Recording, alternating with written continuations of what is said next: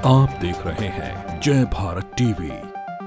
मुख्यमंत्री जी होश में हो, होश में हो, होश में हो, होश में तुमको आना होगा, वरना वापस जाना होगा। मैं और सहन नहीं कर सकती, अगर मैं करती भी हूँ इससे तो इसका सीधा मैं जाता है सीएम को, और सीएम इसका जिम्मेदार होगा अगर मैं कुछ भी करती हूँ अपने साथ। नियुक्ति दो या जहर दो, नियुक्ति दो या जहर दो, इससे कम कुछ नहीं, कुछ नहीं, कुछ नहीं। उत्तराखंड अधीनस्थ सेवा आयोग में जो गड़बड़ झाला सामने आया, एक जो बड़ा स्कैम सामने आया, पूरे देश के सामने उत्तराखंड की छवि धूमिल हो गई। किस तरह से एक बड़ा स्कैम सामने आया और पैसे की धोखाधड़ी और मोटा पैसा लेकर किस तरह से अयोग्य जो कैंडिडेट थे उनको शामिल कर लिया गया। हालांकि इसके बाद मुख्यमंत्री ने कड़ा एक्शन लिया। जो इस पूरे घोटाले में शामिल लोग थे उन पर गैंगस्टर लगाने की बात हुई, उनकी जो संपत्ति थी उस पर बुलडोज़र चलाने की बात हुई, लेकिन यहाँ तक तो सब ठीक था। लेकिन जो भर्ती परीक्षाओं में गड़बड़ी की जहाँ पर जानकारी सामने आई है, उन भर्ती परीक्षाओं को निरस्त करने की बात मुख्यमंत्री ने कही है। और जब से ये बात कही है, ये बात लगातार सामने उठ रही थी कि आखिर उन अभ्यर्थियों का क्या दोष है जो ईमानदारी से अपनी मेहनत करते रहे, ईमानदारी से उन्होंने परीक्षाएं दी, और अगर वो उसमें पास हो गए तो उनकी क्या गलती है। हमारे साथ ऐसे ही युवा हैं जो भर्तियों में शामिल हुए और मुख्यमंत्री के एक आदेश के बाद ये इस समय ठगा सा महसूस कर रहे हैं। इनसे बात करेंगे। क्या आपका नाम है? सर मेरा नाम अजय है और मैं अभी स्नातक स्तरीय जो भर्ती हुई थी इसमें मैं चयन पाया, जिसमें स्कैम सबसे बड़ा जो सामने इसमें स्कैम चल रहा है सर। अब देखिए बात क्या है कि हम लोग अपनी मेहनत से परिश्रम से चयन हुए। हमारा काम था पढ़ाई करना, एग्ज़ाम निकालना, मेरिट में आना, अपना वेरिफिकेशन कराना, ये सब हमने किया। आपके सिस्टम में खराबी है, आपकी सरकार में खराबी है, आपके आयोग में खराबी है।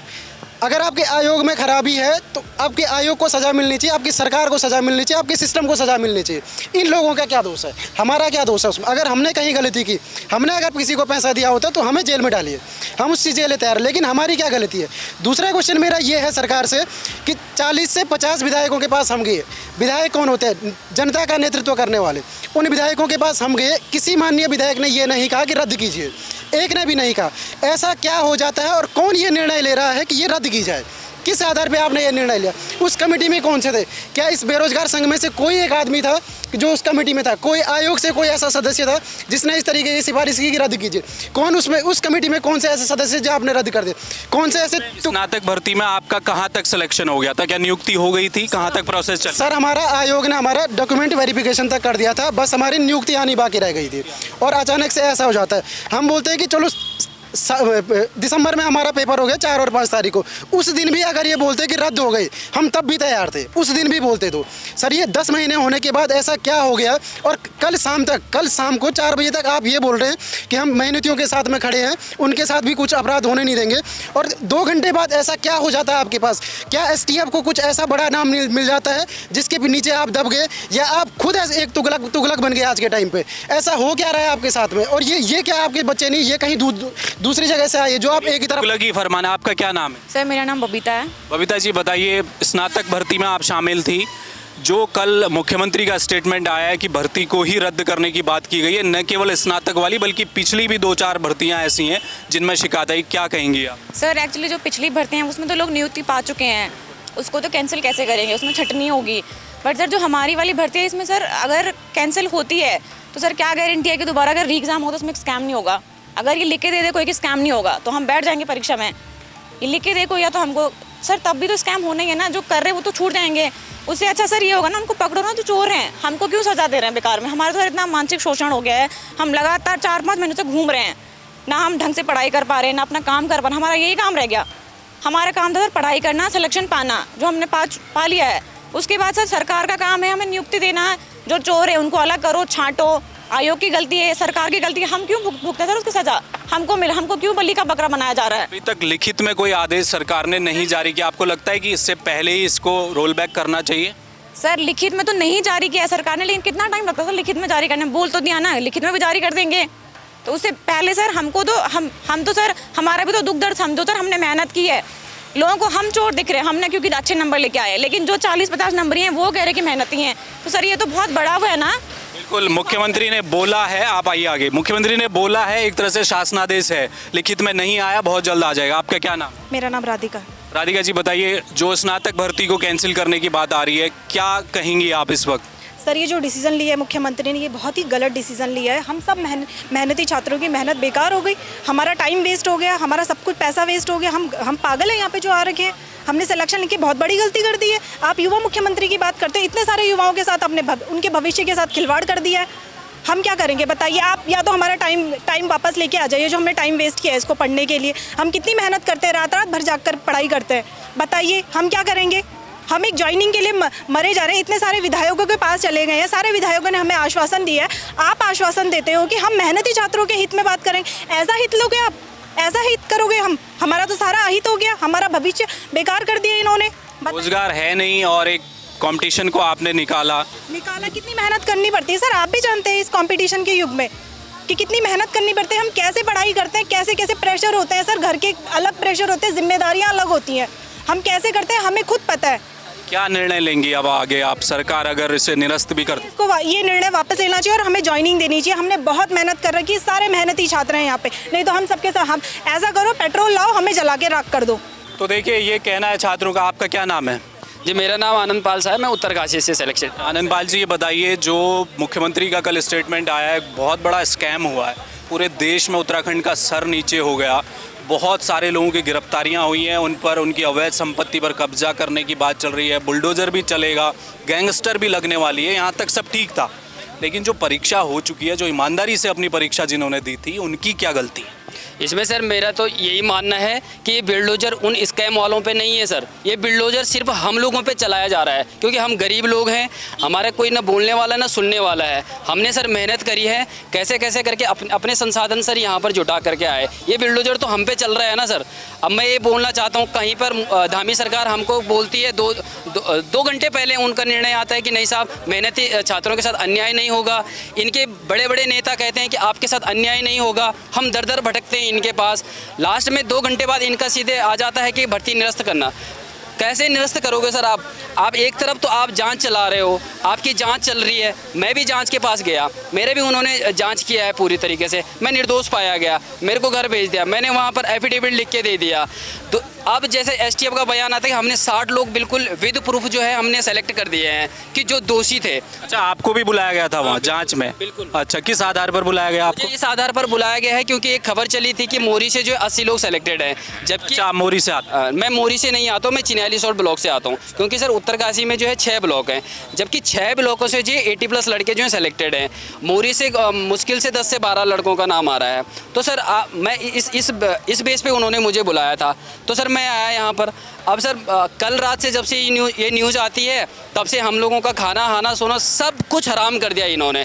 हमारे पास सर बचे ही नहीं है, मेरे छोटे छोटे 2 बच्चे हैं सर, मैं क्या करूं? बूढ़े माँ बाप है, उनकी पेंशन से मैंने फीस दी है, बूढ़े माँ बाप की पेंशन से सर मैंने फीस दी है, ठीक है। और मेरे बूढ़े माँ बाप जो हैं 60+ हो रखे हैं, मेरे छोटे 2 भाई लोग हैं, उनके पेट में लात मार दी गई है, गार्ड की नौकरी मार दी गई। मैं अपराधी हूँ, मैंने मेहनत से पेपर पास किया है, धामी जी मुझे गोली मार दो। क्या नाम है आप? मेरा नाम अनिरुद्ध पुरोहित है और मैं रुद्रप्रयाग जनपद से हूँ और यहाँ पर 6 साल से तैयारी कर रहा हूँ और लगभग प्री और बाकी जो यूकेएसएससी के एग्जाम है, लगभग 8 एग्जाम निकाल चुका हूँ। अच्छा, और नौकरी एक भी नहीं मिली है अभी तक। क्यों? क्योंकि सिस्टम का हिस्सा है, सिस्टम लगातार अभी देखो कह रहे हैं कि पिछली जितनी भर्तियां हैं सब कैंसिल हो जाएंगी, तो 3 भर्तियां तो हमें अभी सीमा यूकेएसएससी की लगी हुई हैं, तीनों की तीनों कैंसिल हो जाएंगी। तो बस गोली मारने के अलावा और कोई चांस नहीं है। गोली मार दीजिए, हमें भी मार दीजिए, मेरी माँ को भी मार दीजिए, मेरे पिताजी के 80 साल के पिताजी हैं, बुजुर्ग हैं, कान नहीं सुनते हैं, उनको भी मार दीजिए। 60 साल की मेरी माता जी हैं, कमर टूटी हुई है, रॉड डली हुई है, उनको भी मार दीजिए, तो बात खत्म हो जाएगी। हम नहीं मांगेंगे उसके बाद नौकरी। जो भ्रष्टाचार हुआ, एक बहुत बड़ा स्कैम हुआ, बहुत सारे लोग पैसा लेके अपनी कुर्सियों में बैठ गए। जो इस तरह के बेरोजगार युवा, ईमानदारी से पढ़ाई करने वाले लोग थे, वो सड़कों पर हैं।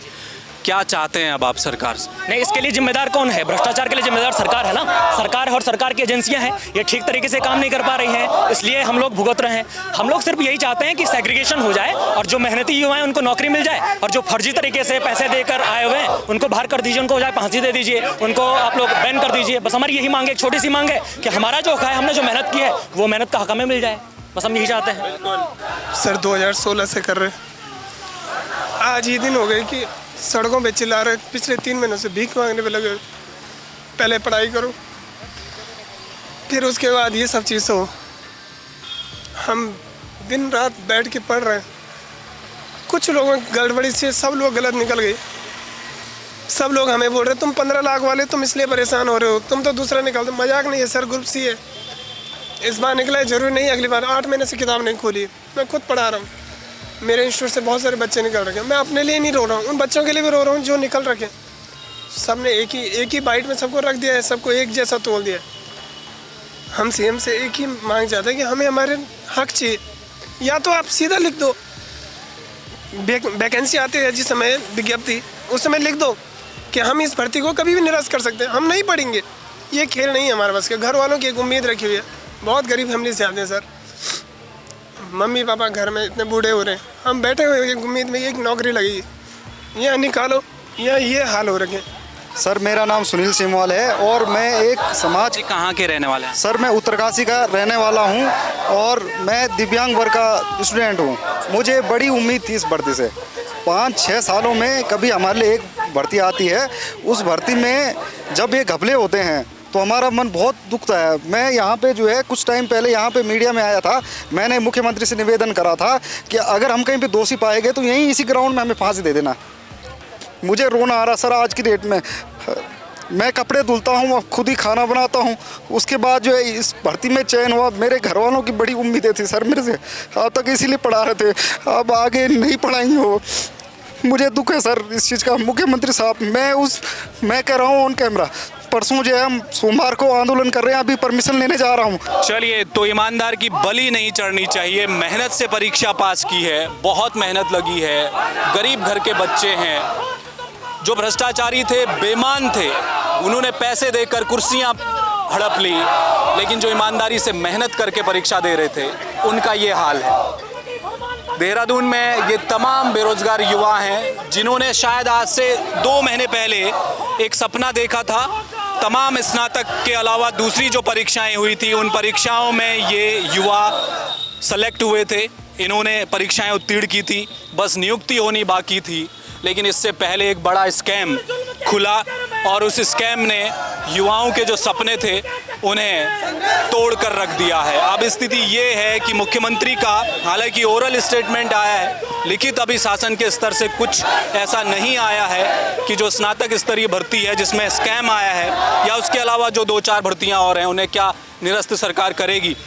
लेकिन इस बीच युवाओं का अब ये कहना है कि वो सड़कों पर पहले भी थे, पहले रोजगार पाने के लिए सड़कों पर थे, अब परीक्षा पास कर ली है तो अब नियुक्ति पत्र पाने के लिए और एक बड़े स्कैम के बाद उन्हें वापस सड़कों पर उतरना पड़ रहा है, जो अपने आप में बहुत बड़ा दुर्भाग्य है। हमें ऐसा लगता है कि मुख्यमंत्री पुष्कर सिंह धामी को एक बार फिर से अपने इस फैसले पर पुनर्विचार करना चाहिए, इन युवाओं से मिलना चाहिए। जो लोग बेईमान हैं उन्हें बाहर करिए, वेटिंग में जो लोग हैं उन्हें अंदर लाइए, उनके पास भी एक मौका है। कैमरामैन नवजीवन भंडारी के साथ हेमभट्ट, जय भारत टीवी।